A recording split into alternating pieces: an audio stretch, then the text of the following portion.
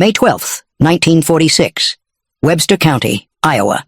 John Patterson stood in his potato field at dawn, staring at rows of withered plants that should have been vibrant green. 3 weeks ago, they'd been perfect, healthy, thriving, the most promising crop he'd seen in 15 years of farming.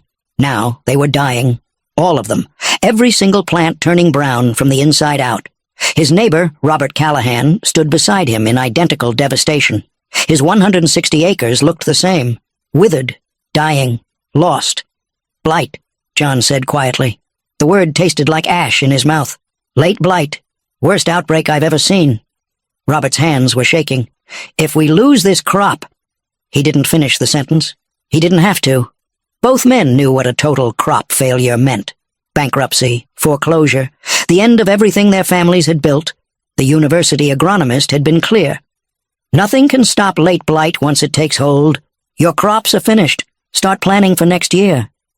But there was no next year if they couldn't survive this year. That's when the German woman spoke. She'd been working in John's barn for 6 weeks, a prisoner of war. Quiet, respectful, never caused trouble. Now she stood at the edge of the field, looking at the dying plants with an expression John would later describe as almost hopeful. I can save them, she said in careful English. I know how to stop the blight. My grandmother's method, from Bavaria. It works, always works. John stared at her. So did Robert. The university agronomist had said nothing could stop it. Modern science had declared their crops dead. But this German prisoner was claiming she had a solution. What happened next would shock both farmers, transform Iowa agriculture, and prove that sometimes the most brilliant innovations come from the most unexpected sources. If you're listening right now, help me prove something wrong. My mother said I wouldn't even reach 500 subscribers, but I believe stories like this deserve to be heard. Help me show her that these tales matter.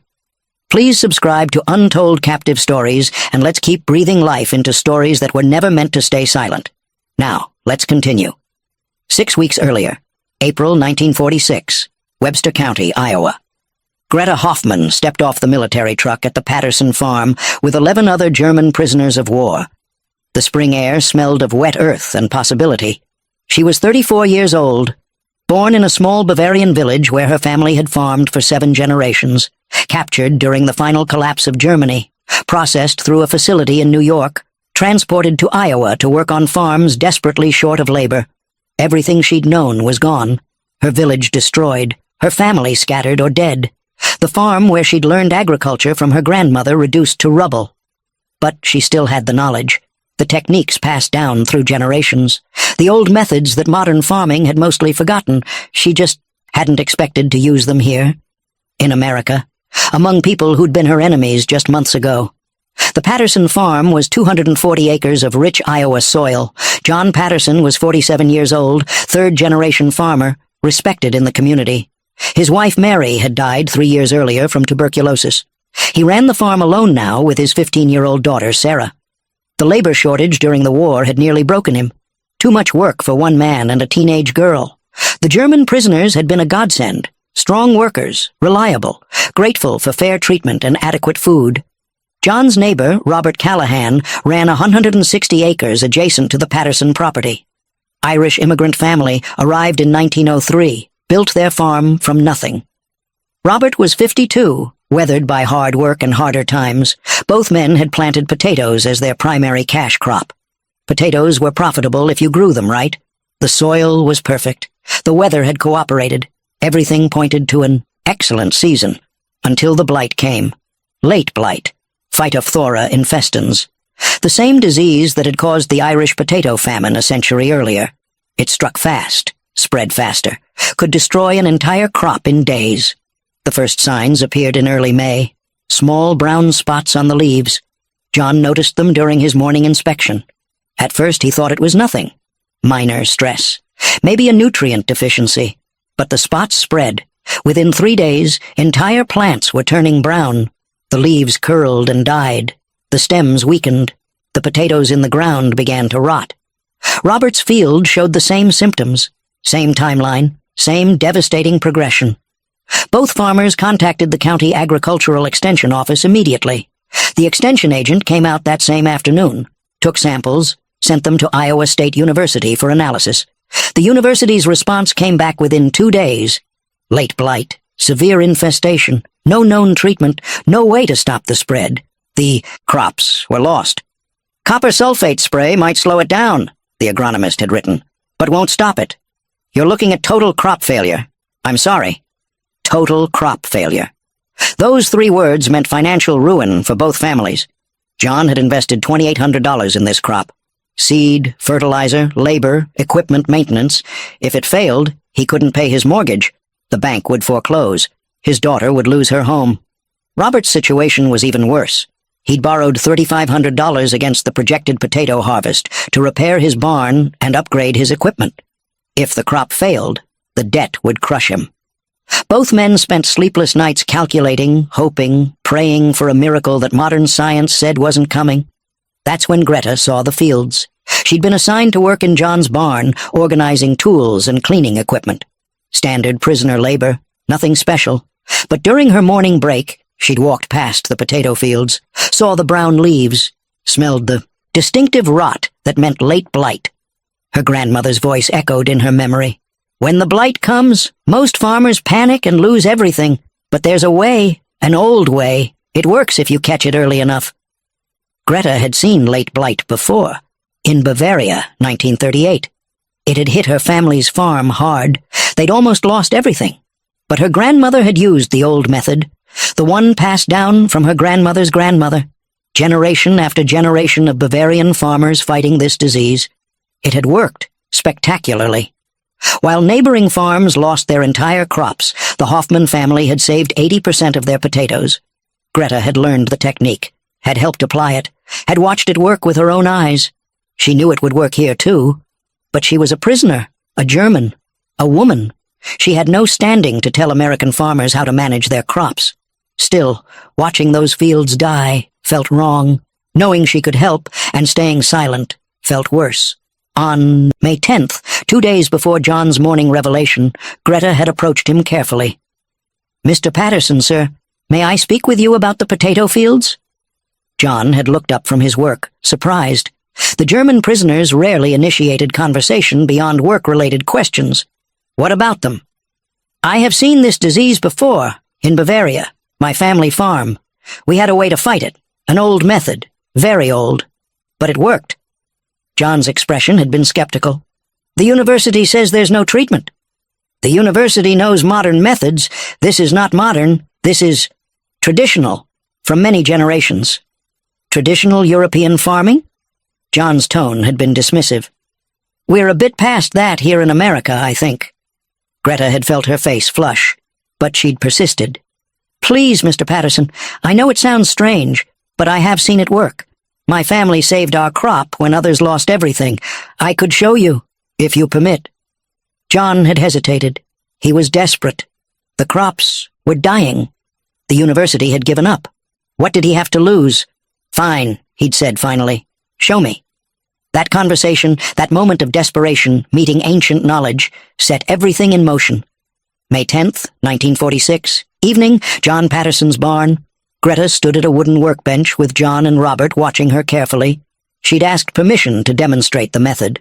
Both farmers had agreed, more from desperation than belief. On the bench, a bucket of wood ash from John's fireplace, a container of hydrated lime from the barn, sulfur powder purchased from the local feed store, and several glass jars. "This is what my grandmother called the 3-part blessing," Greta said, her English careful but clear. "Ash, lime, and sulfur, mixed in exact proportions, applied in exact way, stops the blight." Robert frowned. "Sulfur, sure, that's basic fungicide, but ash and lime, that's just folk remedy stuff." "Not folk remedy," Greta corrected gently. "Chemistry. My grandmother, she did not understand chemistry words, but she understood that sulfur kills fungus, lime changes soil acid, and ash. Ash does something special to the plant's defense." She began measuring carefully. 3 parts wood ash, 2 parts hydrated lime, 1 part sulfur powder. "The proportions must be exact," she said. "Too much sulfur burns the plants. Too much lime changes soil too fast. Too much ash, and the treatment is weak." John watched her measure with precision. "Where did your grandmother learn this?" From her grandmother, who learned from hers. Back and back and back. Maybe 200 years, maybe more. In Bavaria, potato blight has come many times. Farmers who knew this method survived. Farmers who did not lost everything. She mixed the powders carefully in a large jar. The combination turned a pale gray-green color. Now comes the important part, Greta said. This must be mixed with water and milk. Milk? Robert looked incredulous. You're putting milk on crops? Not just any milk. Milk that is beginning to sour. Not rotten, just starting to turn. The sourness is important. Contains something that helps the treatment stick to leaves. She demonstrated with a small batch. 1 cup of the powder mixture, 1 gallon of water, 1 cup of milk that had been sitting out for 12 hours. The combination created a cloudy, grayish liquid that smelled faintly sour and earthy. This is sprayed on every leaf, top and bottom, every stem, soaks into the plant, kills the blight spores, stops the spread. If caught early enough, the plant recovers. John stared at the mixture. And this works? In Bavaria, yes, always. If applied correctly, if blight is not too advanced. Our blight is pretty advanced, Robert said grimly. I saw your fields today, Greta said. Maybe 30% affected, not 70%. Not total. You have time, if we work fast. John and Robert exchanged glances. The university had said nothing could be done. Modern agricultural. Science had declared the crops lost. But this German woman was describing a treatment that sounded both brilliant and impossible. Chemistry mixed with tradition. Science wrapped in folk knowledge. How do we apply it? John asked. Greta explained the process in detail. The mixture had to be prepared fresh each day, mixed in specific proportions, applied with hand sprayers, every plant, every leaf, both sides, complete coverage. It required enormous labor. 2 men couldn't spray 400 acres in time to save the crops, but John employed 12 German prisoners, and Robert employed 8 more. 20 prisoners, 20 sprayers. If they worked dawn to dusk, it was possible. How long does it take to work? Robert asked. 3 days, you see the blight stop spreading. 7 days, you see plants begin to recover. 14 days, you know if crops are saved. 14 days. 2 weeks to know if this ancient Bavarian method could rescue their farms from bankruptcy. John made a decision that surprised even himself. We'll try it, starting tomorrow morning. If the university can't save us, maybe your grandmother can. Greta's eyes brightened. You will not regret this, Mr. Patterson. I promise. That night, John and Robert calculated costs. The materials were cheap. Wood ash was free, lime cost pennies. Sulfur powder was the only real expense, and they needed maybe 40 pounds total. The labor was already paid for. The prisoners were there anyway. The bigger question was whether to tell anyone else what they were doing. The university will think we're crazy, Robert said. Let them, John replied. If this works, they'll be asking us for the recipe. If it doesn't, well, we were finished anyway. They decided to keep it quiet. Test it. See what happened. If Greta's genius trick worked, they'd share it with the world. If it failed, at least nobody would know they'd tried something the experts would have mocked. May 11th. Dawn. 20 German prisoners assembled in John's barn. Greta stood before them, explaining the mixture, the proportions, the application method. She spoke in German, rapid and precise. The prisoners listened intently. They understood the stakes. If the American farmers lost their crops, the prisoners might be sent elsewhere. These farms had been good to them. Fair treatment, good food, respect. Saving the crops meant staying where they were treated well. Every prisoner volunteered to work extra hours, no additional pay requested, just the chance to help. The spraying began at sunrise. John and Robert watched in amazement as 20 prisoners moved through the fields with systematic efficiency. Each person assigned specific rows, each person spraying meticulously, top and bottom of every leaf, every stem, every plant. The mixture went on wet and gray. It dried to a pale whitish coating that looked almost like frost. By sunset, both farms were completely treated. Every plant, every leaf. 400 acres covered in Greta's ancient Bavarian, mixture. John stood at the edge of his field that evening, looking at the ghostly white coating on his dying plants. This better work, he muttered to himself. Then he went inside to pray. May 13th. Morning. Webster County Extension Office. Agricultural Agent Dennis Walsh returned from his lunch break to find John Patterson waiting in his office.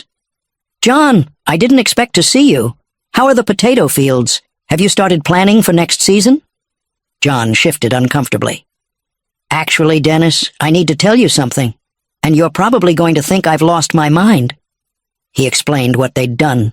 The German prisoner's grandmother's recipe, the ash-lime-sulfur mixture, the milk, the complete coating of 400 acres. Dennis stared at him in silence for a long moment. Then he started laughing. John, please tell me you're joking." "I'm not joking. You covered your entire potato crop with wood ash, lime, sulfur, and sour milk? Based on advice from a German prisoner, who learned it from her grandmother." "When you say it like that, it sounds worse than it is." Dennis stopped laughing. His expression turned serious. "John, I like you. You're a good farmer. But this is insane. Late blight can't be stopped with folk remedies. The science is clear."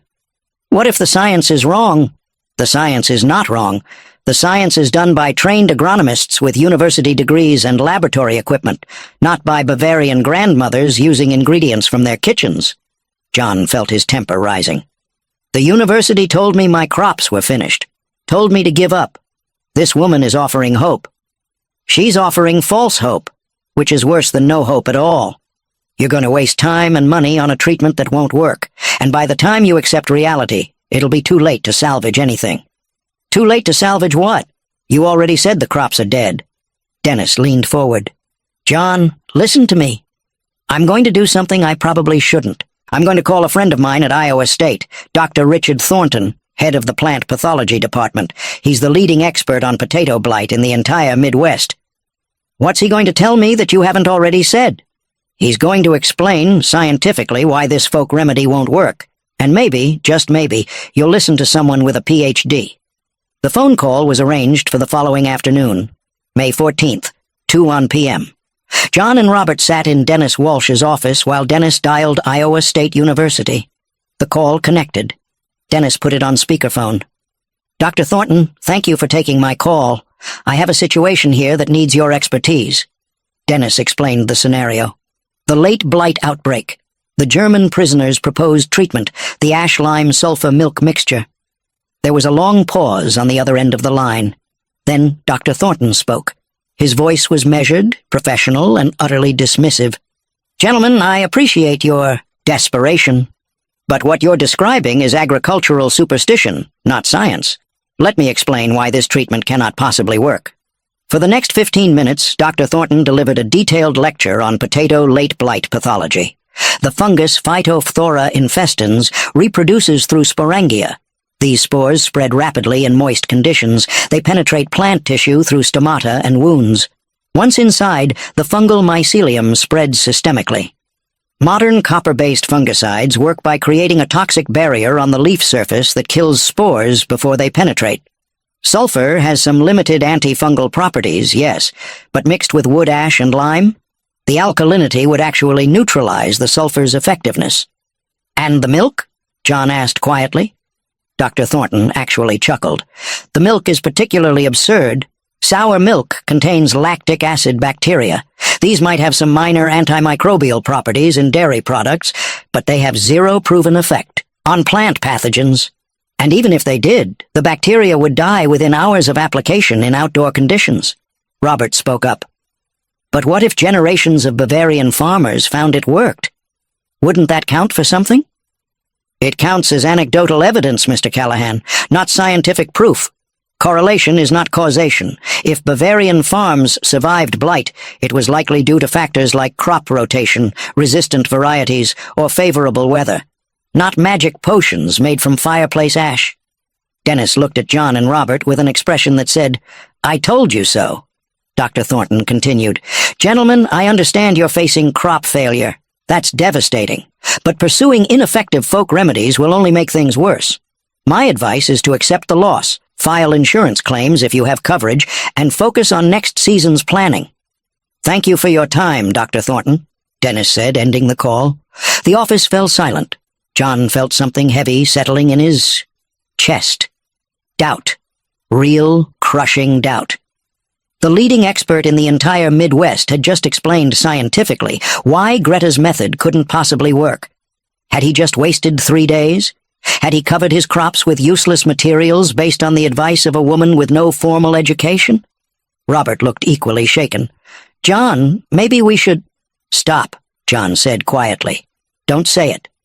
But the doctor has never seen this method tried. He's guessing based on theory. Greta has seen it work based on practice. John, he has a PhD from— I don't care if he has 10 PhDs. John's voice rose. That man has never stood in a field watching his entire livelihood die. That man has never had to choose between a university scientist who says nothing can be done and a prisoner who says she knows a way. Dennis intervened. John, he's trying to help. By telling me to give up? That's not help. That's surrender. John stood up. I'm going to finish what we started. We've already treated the crops. In 3 days, we'll know if the blight stopped spreading. In 7 days, we'll know if the plants are recovering. In 14 days, we'll have our answer. And when it fails? Dennis asked. Then I'll apologize to Greta for wasting her time, and I'll thank her for at least trying to help when everyone else had given up. John walked out. Robert followed him. Outside, Robert caught up. John, wait. Are you sure about this? No, I'm not sure. But I'm sure I'd rather fail trying something than succeed at doing nothing. They drove back to the farms in silence. That evening, John found Greta in the barn. She was cleaning equipment, preparing for the next day's work. Greta, I need to ask you something. She turned, saw his expression. The university man said it will not work. It wasn't a question. She knew. Yes, the leading expert, PhD, told us it was impossible, said your grandmother's method was superstition. Greta nodded slowly. And now you doubt? Yes. She set down her tools, looked at him directly. Mr. Patterson, I understand. You trust science, you trust universities, you trust experts. This is good, this is smart. But sometimes experts do not know everything. Sometimes knowledge exists outside universities. My grandmother could not explain why the treatment worked.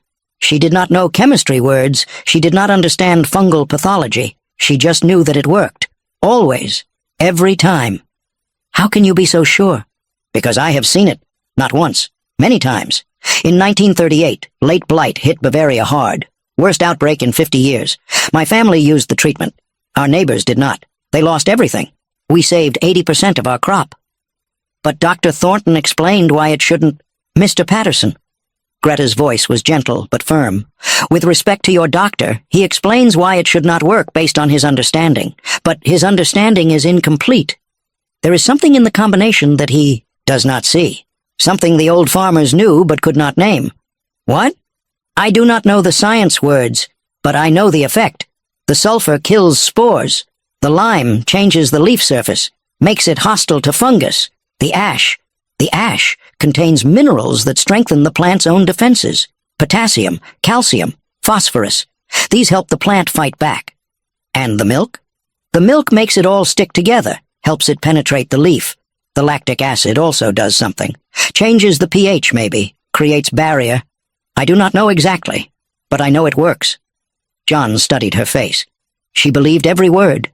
This wasn't hope or desperation. This was certainty born from experience. 3 days, John said finally. You said we'd see the blight stop spreading in 3 days. Yes. Tomorrow is day 3. Yes. Then tomorrow we'll know if I'm a fool or if your grandmother was a genius. Greta smiled. She was both, Mr. Patterson. She was a genius who people called fool, until she saved their farms. Then they called her genius again. John left the barn feeling slightly better, but doubt still gnawed at him, because Dr. Richard Thornton had sounded very certain, very scientific, very right. And Greta had just sounded old-fashioned. Tomorrow would tell the truth. May 15th. Dawn. The 3rd day. John Patterson walked through his potato field before sunrise. He'd barely slept. His mind kept running through Dr. Thornton's lecture, the scientific reasons why this couldn't work. He knelt beside a plant that had shown advanced blight symptoms 3 days ago. Back then, the leaves had been 30% brown. The stem had shown dark lesions. The plant had been clearly dying. Now, John looked closer. The brown areas hadn't spread. He examined leaf after leaf. The blight damage from 3 days ago was still there, but it hadn't grown. No new brown spots, no new lesions. The spreading had stopped. John stood up, his heart pounding. He walked to the next plant. Same thing. Old damage visible. No new damage. Next plant. Same. Next plant. Same. He broke into a run, moving through the rows, checking plant after plant after plant. The blight had stopped spreading. Completely. Every plant in the field showed the same pattern. Old damage frozen in place. No new infection. Robert appeared at the field edge, running. "John! John! My fields! The blight stopped! It stopped spreading!" The two farmers stood in the middle of 400 acres of potato plants that should have been dead, but weren't. The blight had stopped, just like Greta said it would. John found her in the barn 20 minutes later. "It stopped," he said simply. Greta looked up from her work. "Yes, I told you it would. How did you know? How could you be so certain when the university expert said it was impossible?" "Because I have seen it before, Mr. Patterson. Science explains how things work. Experience proves they work. Sometimes experience comes first." That afternoon, Dennis Walsh drove out to inspect the fields personally. He'd heard the news, didn't believe it. He walked through both farms with John and Robert, examined hundreds of plants, took samples. This is incredible," he muttered. "The blight progression has completely halted." "Does that mean the crops are saved?" Robert asked. Dennis hesitated. "It means they're not getting worse, but the damaged tissue is still damaged. The question now is whether the plants can recover." "Greta said we'd see recovery starting at day 7, John said. Dennis looked skeptical.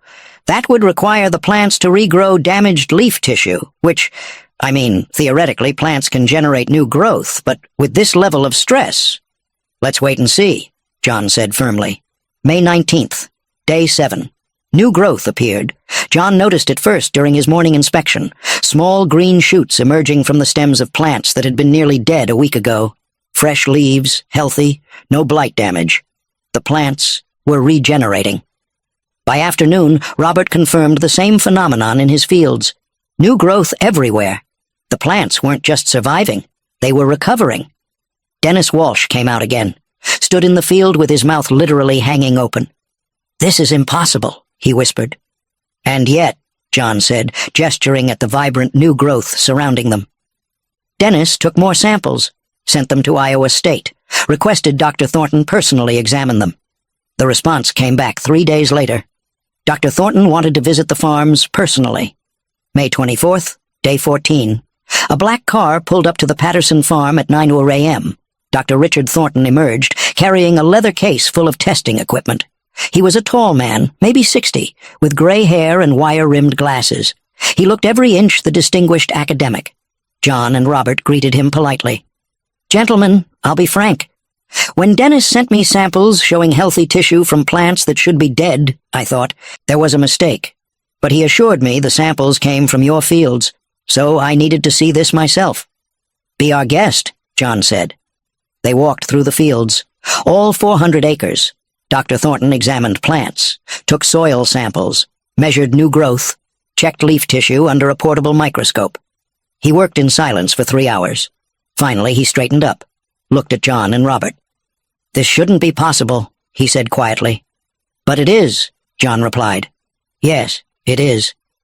Dr. Thornton removed his glasses, cleaned them slowly. "The blight damage has not only stopped spreading, it's been compartmentalized.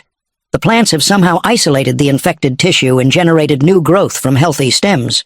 I've never seen recovery this complete from late blight." "Will you tell him his folk remedy was superstition?" Robert asked, unable to keep the edge from his voice. Dr. Thornton looked at him. "No, I'll tell him I was wrong. Science without observation is just theory. You observed results I said were impossible, which means my theory was incomplete." He turned to John.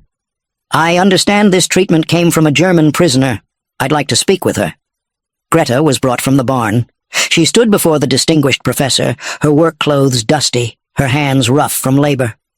"Fräulein," Dr. Thornton said in careful German, "I owe you an apology. I dismissed your treatment as folklore, but your results are undeniable. Would you be willing to explain the method to me, in detail?" Greta explained everything. The proportions, the application technique, the timing, her grandmother's observations about when it worked and when it didn't. Dr. Thornton took notes. Furious notes. Pages and pages. When she finished, he said something that shocked everyone. Your grandmother was conducting empirical agricultural chemistry, without knowing the terminology, without formal training, but the methodology was sound: observation, testing, refinement. That's science. The fact that she called it tradition doesn't make it any less valid. He looked at John. I'd like your permission to test this treatment in controlled university trials. Compare it against our current fungicide recommendations. Document the mechanism of action. Understand why it works. You'll need to ask Greta, John said. It's her knowledge. Dr. Thornton turned to her. Fräulein Hoffmann, would you permit us to study your grandmother's method? Greta considered this. If you share what you learn, if farmers everywhere can use it, then yes. You have my word. What happened next transformed agricultural practice across the Midwest. Dr. Thornton returned to Iowa State University and assembled a research team. They recreated Greta's treatment in laboratory conditions, tested it against late blight in controlled environments, analyzed the chemical interactions. What they found astonished them. The combination of ash, lime, and sulfur created a complex alkaline paste that did three things simultaneously. First, the sulfur provided direct antifungal action against Phytophthora infestans spores. Second, the lime raised the leaf surface pH to levels inhospitable to fungal growth. Third, and most remarkably, the wood ash minerals triggered a systemic acquired resistance response in the potato plants. The potassium and calcium didn't just strengthen cell walls, they actually activated the plant's own immune system. The milk's lactic acid bacteria, contrary to Dr. Thornton's initial dismissal, created a biofilm that protected the treatment from being washed away by rain. The bacteria also produced compounds that had mild antimicrobial properties. Together, the combination created a multi-layered defense system that modern fungicides, which relied on single-action chemistry, couldn't match. In September 1946, N's harvest exceeded even the revised estimates, 195 bushels per acre. The plants had recovered so completely that the final yield was only slightly below a normal season. Robert Callahan harvested 188 bushels per acre. Together, the two farms produced 68,600 pounds of potatoes worth $4,800. $0 to $4,800, because a prisoner had spoken up. The harvest celebration was held at John's farm.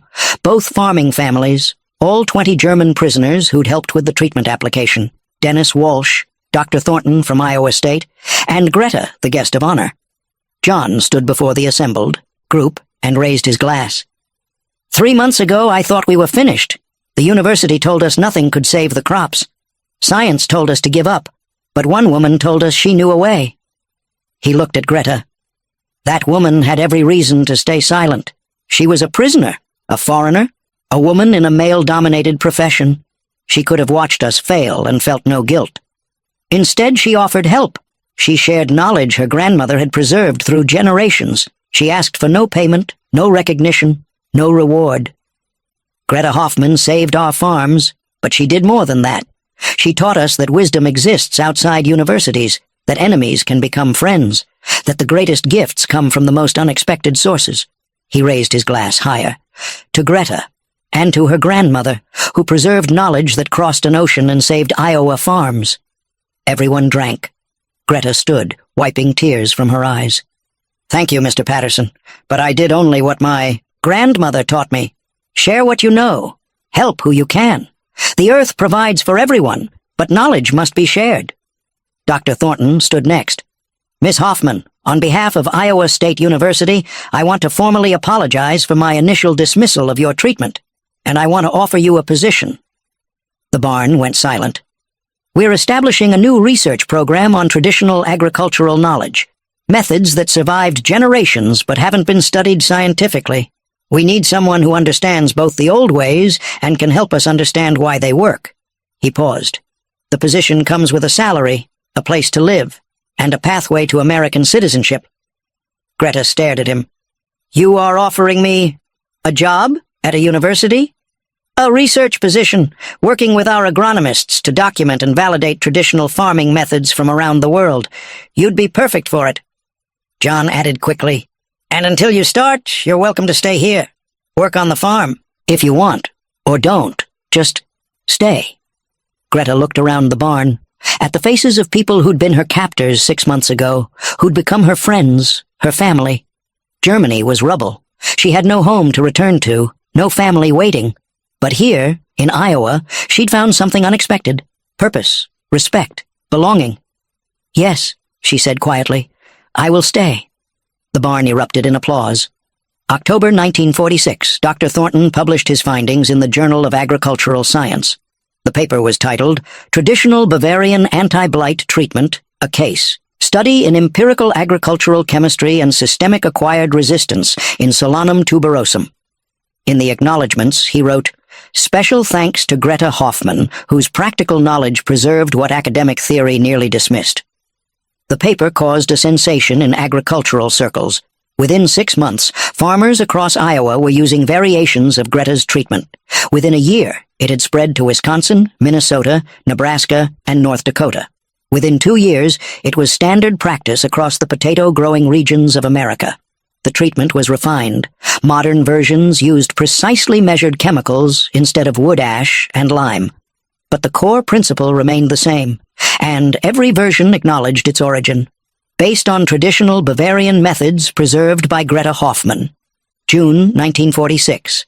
Harvest planning. John Patterson stood in his potato field in early summer, looking at plants that had defied death. The blight damage from May was still visible. Brown patches, on lower leaves, scarred stems, evidence of how close they'd come to total loss. But above that damage, healthy green growth flourished. The plants had regenerated completely. They were producing tubers. The crop would be smaller than originally projected, but it would be substantial. Robert Callahan's fields looked the same. Recovery, growth, survival. Dennis Walsh had calculated the numbers. John would harvest approximately 180 bushels per acre instead of the 220 he'd hoped for before the blight. But 180 was profitable. More than profitable. At current market prices, he'd gross over $4,000. Robert would see similar results. His debt would be paid. His farm saved. Without Greta's intervention, both farms would have harvested 0 bushels, 0 income, total financial collapse. The difference between 0 and 180 was everything. News spread through Webster County, then through neighboring counties, then across the state. Farmers who'd lost potato crops to late blight heard about the German prisoners' miracle treatment. They wanted details. They wanted to know if it could save their future crops. John found himself hosting groups of farmers every week. 20, 30, sometimes 50 men would gather in his barn while Greta explained the treatment. She was patient, detailed, generous with her knowledge. Some farmers were skeptical. This is too simple, they'd say. If it worked this well, why didn't we know about it already? Greta would smile. Because it is old, and in America, old means wrong, but old also means tested, proven, survived. One farmer asked the question many were thinking, why would a German prisoner help American farmers? We were enemies months ago. Greta's answer silenced the barn. Because farming is not about nations, it is about feeding people, about working with the earth, about knowledge that belongs to everyone who needs it. My grandmother would be angry if I kept this secret just because of war, knowledge that saves crops, saves families. That is more important than politics. The farmers left those meetings changed. Not just in their agricultural practice, in their perspective. This German woman had saved their neighbors' farms. She'd shared knowledge freely. She'd asked for nothing in return. The war had taught them Germans were the enemy. Greta was teaching them Germans were people. September 1946. Harvest. John Patterson. Greta Hoffmann began her work at Iowa State University as the first-ever research specialist in traditional agricultural knowledge. Her office was small. Her title was unofficial. But her impact was immediate. She worked with Dr. Thornton's team. Possible becomes possible. Webster County, Iowa. Greta Hoffmann died peacefully in her sleep at age 74. She'd lived in Iowa for 40 years, never married, never returned to Germany. Her funeral was attended by hundreds. Farmers whose crops she'd saved, scientists she'd trained, students she'd taught. John Patterson's daughter, Sarah, gave the eulogy. Greta Hoffmann arrived in Iowa as a prisoner of war. She left this world as a pioneer of sustainable agriculture. In between, she revolutionized how we think about farming, knowledge, and the value of tradition. My father always said Greta saved our farm, but she did more than that. She saved our understanding of what expertise means. She proved that wisdom exists outside universities, that innovation can come from unexpected sources, that the person we overlook might be the genius we need. Iowa is better because Greta Hoffman refused to stay silent.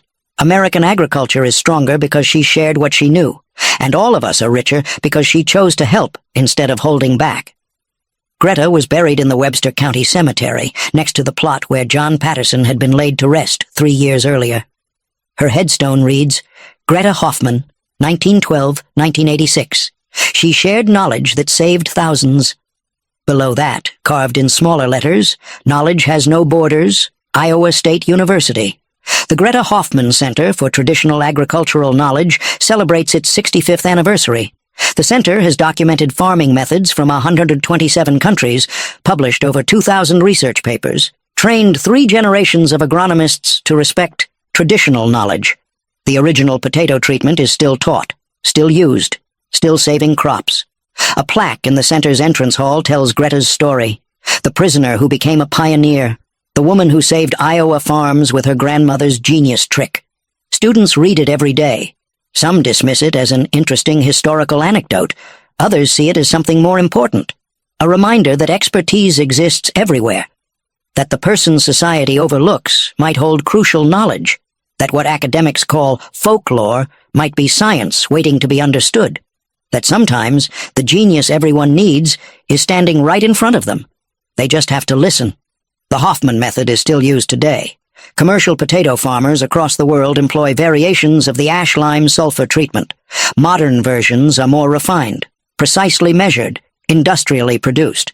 But the core principle remains unchanged, because Greta Hoffman's grandmother was right. The 3-part blessing works. It has saved millions of tons of potatoes, prevented countless crop failures, protected thousands of farming families from bankruptcy, all because one German woman prisoner refused to document not just her grandmother's potato treatment, but dozens of other traditional methods she'd learned in Bavaria, crop rotation patterns that prevented soil depletion, natural pest deterrents using companion planting, soil amendment techniques using local materials, water conservation methods that predated modern irrigation. Each technique was tested, validated, refined, published. Within 2 years, the program expanded. The university recruited traditional farmers from across Europe and Asia, Polish vegetable growers, Italian orchard keepers, Dutch dairy farmers, all of them bringing knowledge that academic agriculture had dismissed as folklore. All of them proving that old methods, when properly understood, were often superior to modern techniques. The potato treatment became known formally as the Hoffman method in agricultural literature. Informally, farmers just called it the Bavarian trick. By 1950, late blight outbreaks in Iowa decreased by 70%. The Hoffman method prevented most infections before they became severe. By 1960, variations of the treatment were used across the United States, Canada, and parts of Europe. By 1970, it was standard practice worldwide. Millions of tons of potatoes were saved. Thousands of farms avoided bankruptcy. All because a German prisoner had refused to stay silent. Webster County, Iowa. Greta Hoffman became an American citizen. John Patterson and Robert Callahan stood as witnesses at her naturalization ceremony. The judge asked her why she wanted to become American. "Because America gave me a chance," she said simply. "In Germany, I was just a farmer's daughter. Here, I am a scientist. Here, knowledge matters more than name. Here, I can help people." She received her citizenship papers with tears streaming down her face. John hugged her afterward. "Welcome home, Greta." Iowa State University. Greta's traditional agricultural knowledge program had grown to 12 full-time staff members. They were documenting farming methods from 43 countries. The program published a quarterly journal, hosted annual conferences, trained extension agents to work with immigrant farmers. Greta herself had become a minor celebrity in agricultural circles. She gave lectures, wrote papers, consulted with the USDA on sustainable farming practices, but she never forgot where it started. Every spring, she visited John Patterson's farm. They'd walk through the potato fields together, check for blight, discuss the season ahead. "Do you ever regret not returning to Bavaria?" John asked one spring afternoon. Greta thought about this. Sometimes I miss the mountains, the village where I grew up, but that place is gone. The war destroyed it. She gestured at the Iowa fields. This is my home now. These are my people. This is where my grandmother's knowledge matters. Interview with Iowa Historical Society. At age 62, Greta Hoffman sat for an oral history interview about her experiences during and after the war. The interviewer asked, "Looking back, what was the most important moment of your life?" Greta didn't hesitate. May 10th, 1946. When I decided to speak up. When I offered to help, even though I was a prisoner. Even though I knew the farmers might laugh at me. Even though the university had said nothing could be done. Why was that moment so important? Because it taught me that knowledge has no nationality, that wisdom can come from anywhere, that the person society dismisses might hold the answer everyone needs. She smiled. And it taught me that America, for all its problems, is a place where a German prisoner can become a university researcher, where old knowledge is respected, where the imposter refused to stay silent when she saw crops dying. All because 2 Iowa farmers were desperate enough to listen. All because knowledge, real knowledge, doesn't care about nationality or credentials or academic degrees. It just works. And sometimes the most brilliant innovations come wrapped in tradition. Sometimes genius looks like an old woman's kitchen recipe. Sometimes the answer everyone needs has been waiting for generations, just waiting for someone brave enough to share it. This is the story of Greta Hoffman, the German prisoner who saved Iowa farms, the woman who proved that wisdom exists outside universities, the genius who everyone almost dismissed. If this story moved you, if it changed how you think about knowledge and expertise and who we should listen to, then I need you to do something. Subscribe to this channel right now, like this video, share it with someone who needs to hear this story. Because there are hundreds more stories like this. Stories of unlikely heroes. Stories of knowledge preserved against all odds. Stories of people who changed the world by refusing to stay silent. Help me prove my mother wrong. Help me reach beyond 500 subscribers. Help me show that these stories matter. New stories every week. Stories that deserve to be heard. Stories that were never meant to stay silent. Until next time.